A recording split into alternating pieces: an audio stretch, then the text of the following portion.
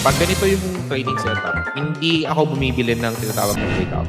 Hindi ka rin mag-short kahit nasa resistance siya, di ba? Huwag ka rin mag-short. Never short. Bakit? Kasi alam na nga natin yung bias eh. Naiintindihan na natin yung bias. Your bias must be on a lower time frame. Your bias is the major support on a lower time frame. Hindi major support ng 1 minute, 5 minutes. My point is, if you wanna do it on a higher probability, syempre, doon ka sa higher, bigger picture bias.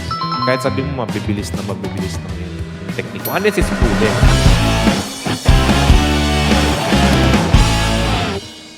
Pag ganito yung trading setup, hindi ako bumibili ng tinatawag na breakout. Hindi ako bumibili ng breakout sa lower time frames. Ang gameplay dito, pag mga ganitong setup, is you only trade on the major supports para mas maliit yung risk mo.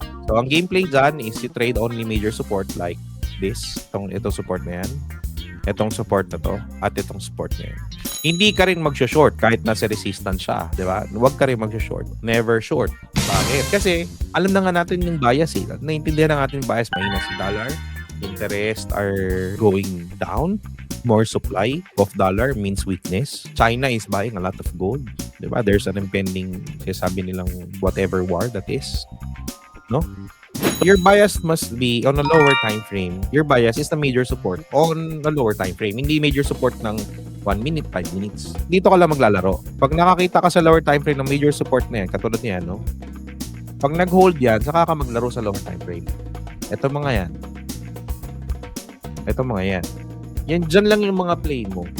Kasi ito context mo yan eh. Huwag ka mag-short. Kasi against the bias ka. Pangalawa, hindi ka rin pwede mag-long ng blindly. Kasi mataas na nga siya eh.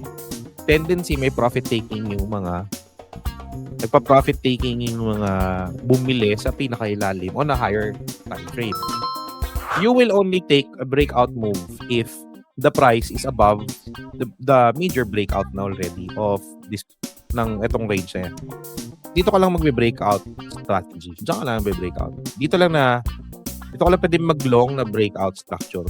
So, ibig sabihin, dito, pag nakakita ka ng breakout dyan, o breakout, ganyan itsura, ito yung itsura, drawing na lang natin. Diba yan, ganyan, breakout, o, reversal, gumanto, binigyan ka ng print na ganyan. For me, it's still a wrong play kasi, again, you are in a position on a hard selling or high pressure of sellers.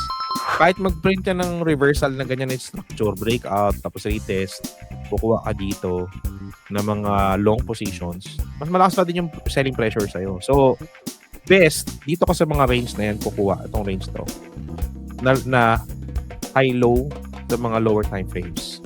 Baba siya dyan, kuha ka dito, benta ka. Baba siya dyan, kuha ka dito. Kaya di ka rin pwede mag-short kasi pwedeng bias niya, mag-breakout yan, i-retest to na mabilis. Lalo na later 9:30. In that sense, it's gonna be easy for you to create your bias.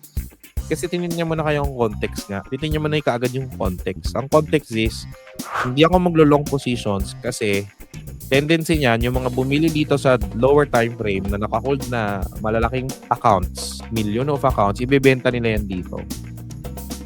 So, it's not logical for me to do long positions dito. Maglo-long positions na ako sa mga lows na yun. Kung wala dyan, hindi mo na ako mag-trade. Hindi rin ako mag-short kasi fundamentally, against sa'yo yung bias on a higher, bigger picture. Kahit scalping pa yan. My point is, if you wanna do it on a higher probability, syempre, doon ka sa higher, bigger picture bias. Kahit sabi mo, mabibilis ng yung teknik mo. Unless it's proven.